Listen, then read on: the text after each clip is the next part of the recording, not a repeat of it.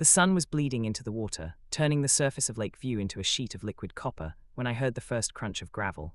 I didn't look up. I knew that rhythm. It was the sharp, syncopated stride of someone who didn't walk to get somewhere, but to occupy it.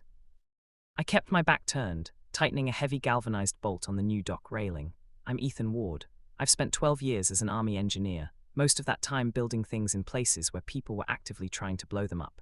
Dealing with a suburban HOA president wasn't exactly high-stakes theater, but Karen had a way of making a property dispute feel like a declaration of war.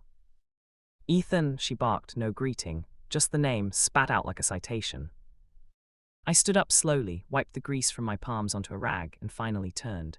There she was, Karen, the self-appointed preservation officer, clutching a clipboard to her chest like it was a holy relic. Behind her stood 2 HOA board members, men who looked like they'd been dragged away from a golf game and weren't happy about it. They were holding measuring tapes. "The board has reached a decision," Karen said, her voice trembling with that specific brand of adrenaline that comes from unearned authority. "This dock restoration is non-compliant. The shoreline clearing, illegal. You're obstructing the community's aesthetic uniformity."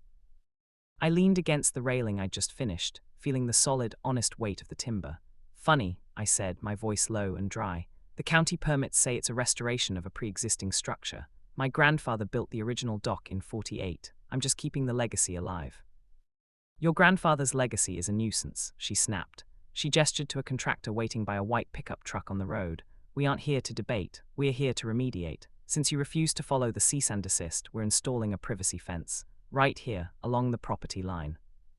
She pointed to a spot 6 feet inside my dock's entrance. "You're going to build a fence on my land?" I asked, a small, dangerous smile tugging at the corner of my mouth. "The HOA owns the common easement within 10 feet of the water," she lied, her eyes gleaming with the triumph of a queen finally seizing the throne. "The fence goes up now. Bill, start the driver." The contractor, looking deeply uncomfortable, stepped forward with a manual post driver. Clang, metal struck wood. The sound echoed across the glass-still water.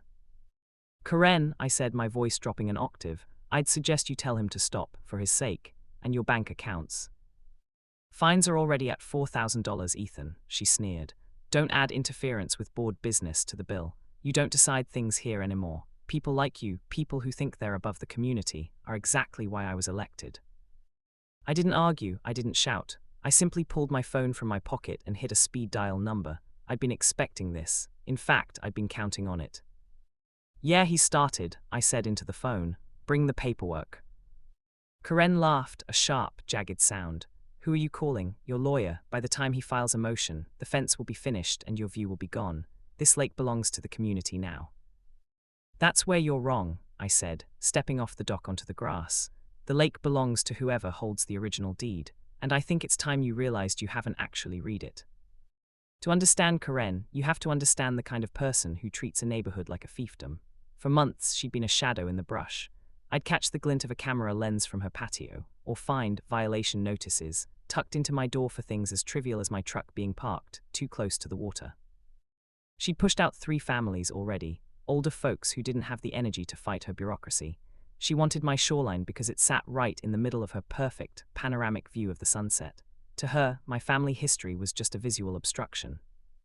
But my grandfather, Silas Ward, was a man who understood 2 things, timber and the law. When he bought this land in 1946, the HOA didn't exist. There was just the woods, the water, and the deed. He taught me to fish on this dock. He taught me that land isn't just dirt, it's a promise.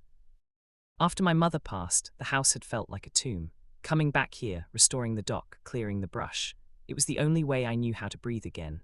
Every nail I drove was a conversation with the man who raised me, and I wasn't about to let a woman with a clipboard and a power trip bury that memory under fence.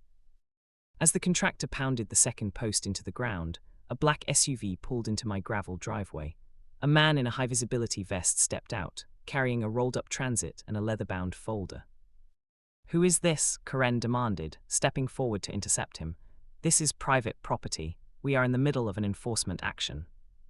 "I'm Jim Holloway, county surveyor," the man said, barely looking at her. He walked straight to a spot near the dock and pointed a laser level. "And you're currently trespassing on a primary riparian grant." Karen's face went white, then a mottled purple. "A what? Don't be ridiculous. This is Lakeview HOA land, the easements." "The HOA was formed in 1982, I interrupted, stepping closer. My grandfather's deed was filed in 1946. There's a little thing in property law called seniority of title. When the developers built this neighborhood, they bought the surrounding lots, but they never bought the shoreline rights to this lot. They couldn't. Sealers refused to sell. I pulled a weathered, yellowed map from Jim's folder. You see this line, Karen? This isn't just my property. This is a sovereign land grant. It means I don't just own the land up to the water. I own the lake bed out 50 feet. I own the air rights, and most importantly, I paused, letting the silence hang heavy over the sound of the contractor's idling truck. The HOA has zero jurisdiction over this specific parcel. Your bylaws, your fines, they don't apply here. They never did. Karen grabbed the paper, her hands shaking. That's impossible. This is a community. You have to follow the rules. I do follow the rules, I said calmly. The state's rules, not yours. And according to the state, you just ordered a contractor to damage a protected historical shoreline and install an illegal structure on private property. That's a felony in this county, by the way. The contractor, hearing the word felony, immediately dropped his post driver. I'm out, he muttered, walking back to his truck. You told me you had the permits, lady. Bill, get back here, Karen shrieked, but the truck was already reversing. I turned to the two board members, who were now trying to look like they were just out for a casual stroll. I'd suggest you two leave, before I have the sheriff, who is currently 3 minutes away, trespass you both. They didn't need to be told twice. They scurried toward the road, leaving Karen standing alone on my grass, her clipboard looking pathetic against the backdrop of the vast, indifferent lake.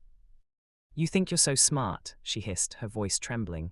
Even if you own the dock, I'll make your life miserable. I'll report you for every blade of grass that's too long. Actually, I said, cutting her off, I'm not finished. Jim, show her the secondary survey. Jim unrolled a second map. This one showed the neighboring lot, Karen's lot. When I was rebuilding the boundary markers last night, I said, I noticed something interesting. Your $1 million view patio, the one you built last summer. I pointed to a red line on the map. It sliced directly through the corner of her stone fireplace and half of her outdoor kitchen. It's 4 feet over my line, I said, my voice dripping with feigned sympathy. You spent, what, $40,000 on that addition? It's a shame, because since I'm not part of the community, I don't have to follow the HOA's good neighbor mediation policy. The blood drained from Karen's face. She looked from the map to her patio, then back to me. The realization was hitting her like a freight train. She hadn't just lost the fight for my dock, she had exposed her own vulnerability. What do you want? She whispered. I want the fines rescinded. I want a written apology for the harassment, signed by the entire board, delivered to every house in the neighborhood, I said, and I want you to resign from the board, effective immediately. And if I don't? I looked out at the water, then I build a wall, a 7-foot solid cedar privacy wall, right along that line. It'll be perfectly legal since it's my land. It'll block your view of the sunset, your view of the lake, and most importantly, it'll block you from looking at me. I stepped closer, close enough to see the sheer terror in her eyes. And then, I'll sue you for the encroaching patio and have the county order a mandatory demolition at your expense. Your choice, Karen. The legacy stays or your view goes. The silence that followed was the most beautiful thing I'd heard in years. No hammers, no clipboards, no screeching. Just the sound of the ripples hitting the shore, the same ripples my grandfather had listened to 70 years ago.